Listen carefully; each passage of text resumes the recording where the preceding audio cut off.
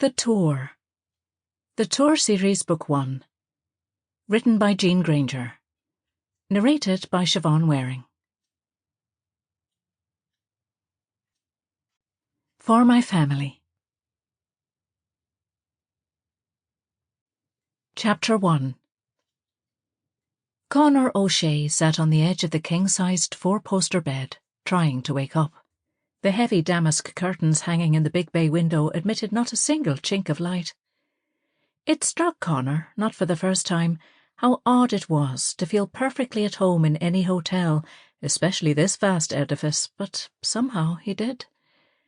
He padded across the deep piled taupe carpet to the bathroom.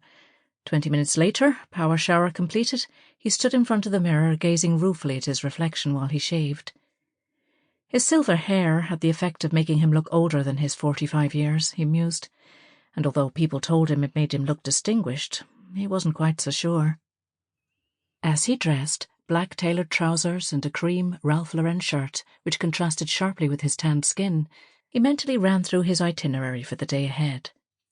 He would have breakfast quickly, just some cereal and a cup of tea, and get the Mercedes mini coach organised to pick up his passengers from Shannon Airport at 7 o'clock.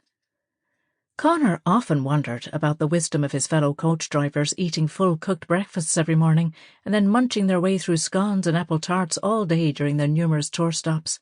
Many of them were so overweight it made their job of loading and unloading heavy suitcases almost impossible.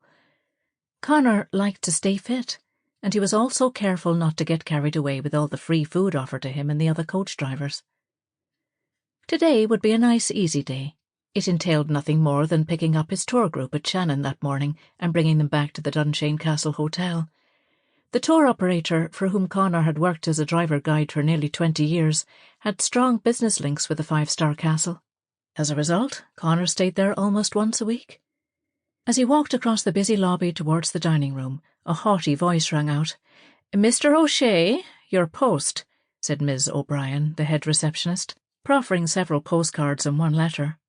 "Although what gave you the impression that this was your office and that I and the reception staff are your personal secretaries, I cannot possibly imagine," she added curtly. Conor accepted the small bundle and smiled at Miss O'Brien in spite of her glare. "I know that, Catherine. I'm an awful nuisance, and you are all so good to me here." The two young receptionists gaped at each other, seemingly amazed at Conor's use of Miss O'Brien's first name. No one else at the Dunshane would ever dare do such a thing. "And I'm really sorry for the inconvenience," Conor continued. "But as you know, I'm kind of homeless during the tourist season, so I rely on—" Sample complete. Ready to continue?